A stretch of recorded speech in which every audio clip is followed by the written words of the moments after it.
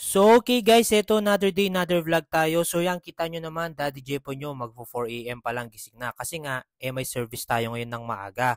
So, ito nga, dali-dali na akong umalis sa bahay at nag-pray muna bago ako magbiyahe. At ayun, nasundo ko na si ma'am. At ito, nandito na kami agad kung saan ko hinatid si ma'am.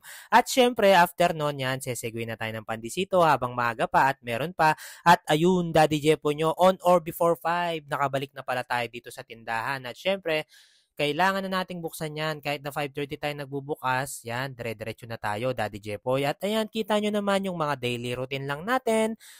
Bubuksan yung freezer, yan, dilinisan yung freezer. Tapos yan, maglalagay lang tayo ng mga fast-moving na soft drinks dun sa freezer natin, dun sa Samsung na ref. And after nga nun guys, yun, nagkape lang ako at sinuot ko na yung panlaban natin sa init.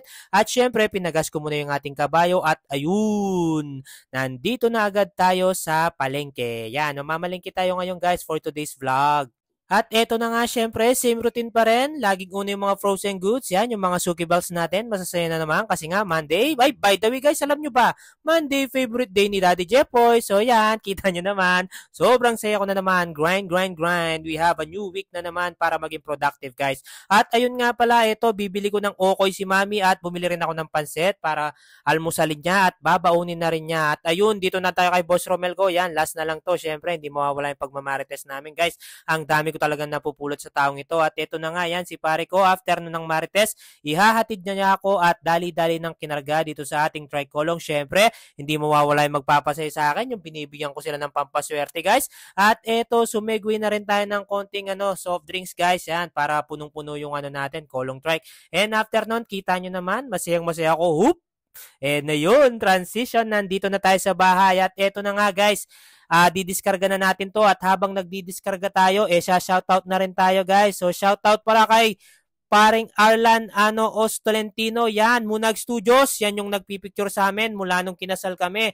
Tapos shoutout din kay Ma'am Joyce Barion, yan, from Laurel, Batangas, grabe, ingat po kayo dyan ma'am. And after nung kay Mr. Eduardo M. Dulay, yun, di niya nalagay kung tagasan siya guys.